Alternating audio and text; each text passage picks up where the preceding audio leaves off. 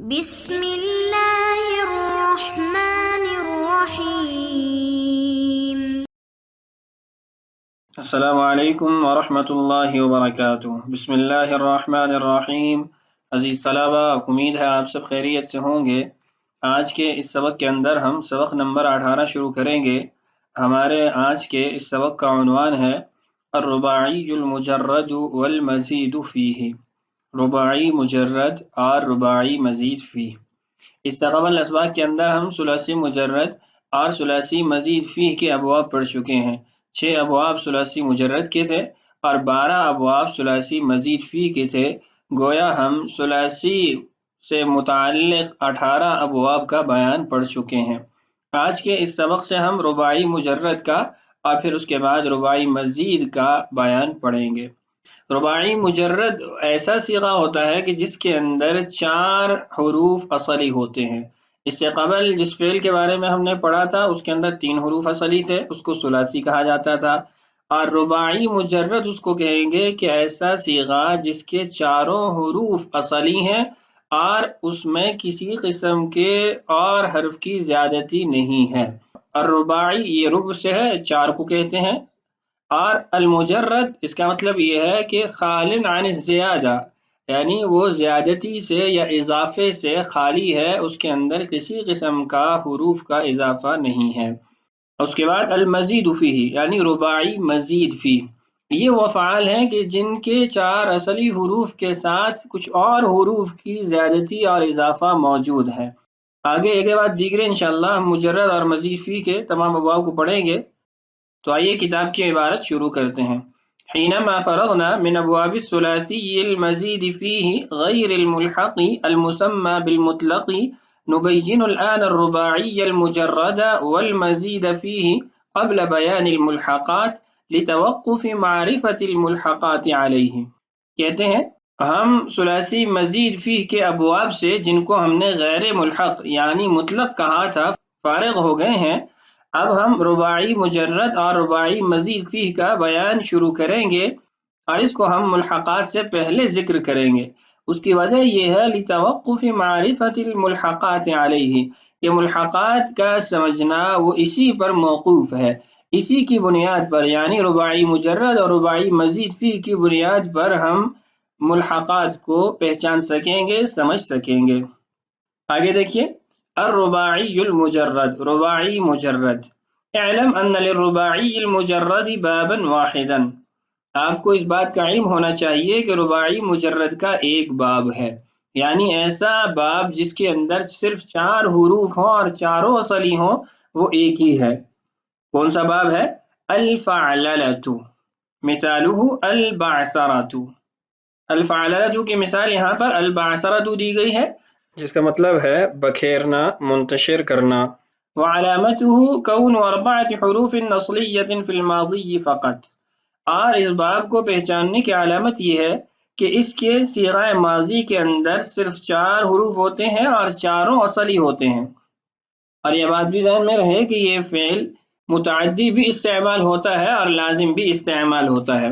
متعدی کی مثال تو بعثرہ ہی ہے، لازم کی مثال فعل حصحص ہے، جیسا کہ قرآن پاک میں بھی آتا ہے الآن حصحص الحق، ابھی حق ثابت ہو گیا۔ تو یہ فعل لازم بھی استعمال ہوتا ہے اور متعدی بھی استعمال ہوتا ہے۔ آئیے اس کی گردان بھی پڑھتے ہیں۔ تصریفہ بعثر یبعثر بعثرة فهو مبعثر، وبعثر يبعثر بعثرة فذاك مبعثر، الأمر منه بعثر والنهي عنه لا تبعثر، والظرف منه مبعثر مبعثران مبعثرات۔ یہ تھی اس کی گردان۔ اس کے بعد ایک قاعدہ لکھا گیا ہے، یہ قاعدہ ان افعال سے متعلق ہے جن افعال کے اندر 4 حروف ماضی کے اندر پائے جاتے ہیں۔ کہتے ہیں قاعدۃ کلیۃ لحرکۃ علامت المضارع، علامت مضارع کی حرکت سے متعلقہ قاعدہ۔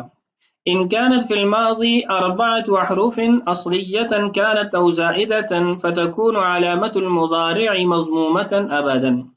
اگر ماضی کے صیغے کے اندر 4 حروف ہوں، وہ 4 حروف چاہے اصلی ہوں یا زائد ہوں، تو علامت مضارع کے اعراب ضمہ کی حالت میں ہوں گے، یعنی علامت مضارع پر پیش آئے گی۔ مثال دیکھیے، یبعثر، یکرم، یصرف، یقاتل۔ اب ان تمام صیغوں کا آپ ماضی دیکھیں تو اس کے اندر 4 حروف ہوں گے۔ یبعثر کا ماضی ہے بعثر، با عین سارا 4 حروف ہیں۔ یکرم کا ماضی ہے اکرم، حمزہ کاف را میم 4 حروف۔ یصرف کا ماضی ہے صرف، صاد را را فا۔ یقاتل کا ماضی ہے قاتل، تو قاف الف تا لام، یہ بھی 4 حروف ہیں۔ تو ایسے افعال جن کے ماضی کے اندر 4 حروف ہوں ان کے مضارع کی علامت کی حالت ضمہ ہوگی، یعنی اس پر پیش ہوگی۔ وَإِلَّا فَمَفْتُوحَةً، اگر ایسا نہ ہو یعنی 4 حروف ماضی میں نہ ہو تو اس کی علامت مضارع مفتوح ہوگی، اس پر زبر ہوگی۔ مثال دیکھیے، ینصر، اس کا ماضی ہے نصر، اب نون صاد را 3 حروف ہیں تو آگے علامت مضارع یا پر فتحہ ہے۔ یجتنب، اس کا ماضی ہے اجتنبا، اب اجتنبا اس کے اندر 5 حروف پائے جا رہے ہیں، اسی لیے اس کی علامت مضارع پر فتحہ ہے۔ یتقابل، اب اس کے بھی ماضی کے اندر 5 حروف ہیں، تقابل، اس لیے یہاں پر فتحہ ہے علامت مضارع پر۔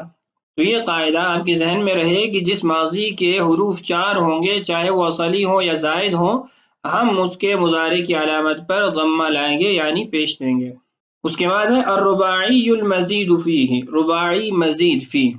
میں نے پہلے بھی عرض کیا تھا کہ رباعی مزید فی وہ ابواب ہیں کہ جن کے 4 حروف اصلیہ کے ساتھ کچھ اور حروف کا اضافہ ہو۔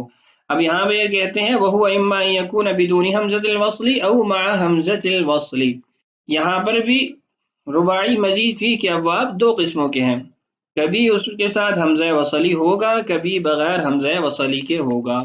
فَلِلْأَوَّلِ بَابٌ وَاحِدٌ، بغیر حمزہ وصلی والے ابواب کی تعداد صرف ایک ہے اور وہ ہے التفعلل، وعلامته تاء زائدة مضطردة قبل 4 احرف اصلیۃ، اور اس کی علامت یہ ہے کہ اس کے 4 حروف اصلیہ سے پہلے تا زائدہ آتی ہے۔ مثال دیکھیے، التسربل معناہ لبس القمیص، قمیص پہننا۔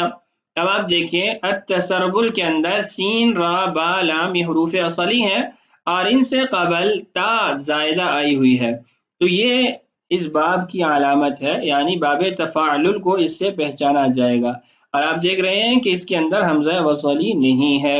اب آگے اس کی گردان دیکھیے، تصریفہ تسربل یتسربل تسربلا فهو متسربل، الامر منه تسربل والنهي عنه لا تتسربل، والظرف منه متسربل متسربلان متسربلات۔ اس کے بعد دیکھیے وللثانی بابانی، ایسے ابواب رباعی مزید فی کے جن کے اندر حمزہ وصلی آتا ہے ان کی تعداد 2 ہے۔ الباب الاول الافعلال، پہلا باب باب افعلال ہے۔ اس کو پہچاننے کی علامت لام ثانیۃ مشددۃ زائدۃ علی الحروف الاربعۃ الاصلیہ، اس کی پہلی علامت یہ ہے اس کا دوسرا حرف لام مشدد ہوتا ہے، یعنی تکرار کے ساتھ آیا ہوتا ہے اور وہ 4 اصلی حروف سے ہٹ کے ہوتا ہے، یعنی اس کا اضافہ کیا جاتا ہے 4 اصلی حروف پر۔ اور دوسری اس کی نشانی اور علامت یہ ہے وہ حمزۃ وصلیۃ فی الماضی والامر، کہ اس کے ماضی اور امر کے صیغوں کے اندر حمزہ وصلی آتا ہے۔ اب اس مثال سے آپ ان دونوں علامتوں کو پہچانیے۔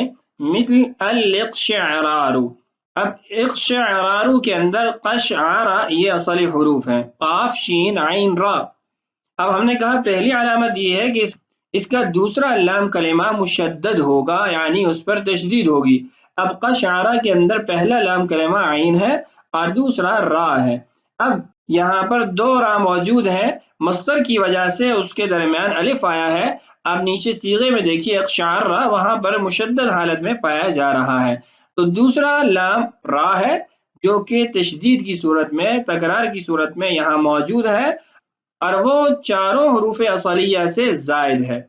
دوسری ہم نے علامت کیا بیان کی؟ حمزۃ وصلیۃ فی الماضی والامر، کہ ماضی اور امر کے صیغے کے اندر ابتدا میں حمزہ وصلی آتا ہے، تو آپ نیچے گردان میں دیکھیے اقشعر را، یہاں پر حمزہ موجود ہے جو کہ مصدر کے اندر بھی اقشعرار ابتدا کے اندر ہمیں نظر آ رہا ہے۔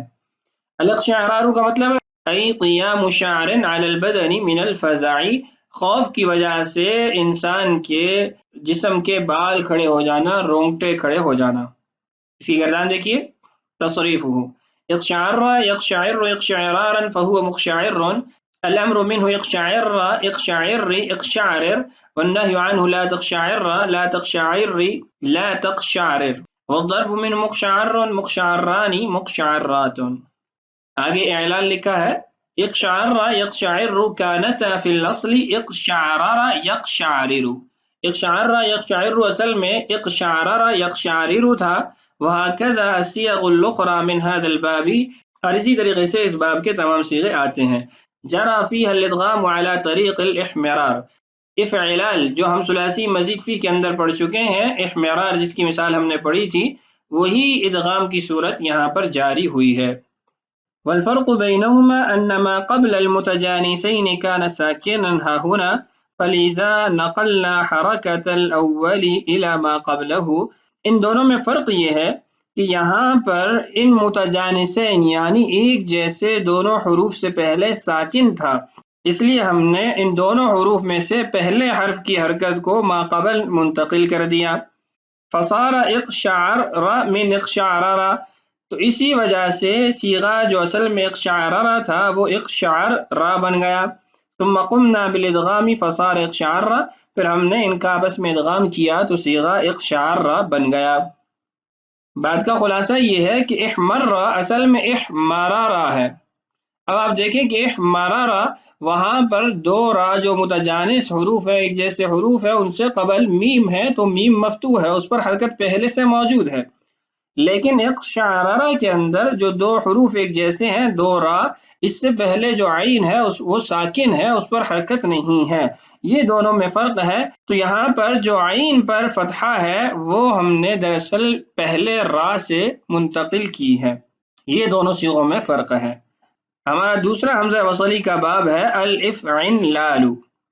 اس کی علامت کیا ہے؟ نون زائدۃ بعد العین، عین کلمہ کے بعد نون زائد ہوتا ہے. والحمزۃ الوصلیۃ فی الماضی والامر، اور دوسری علامت کہ اس کے ماضی اور امر کے صیغے میں ابتدا کے اندر حمزہ وصلی پایا جاتا ہے.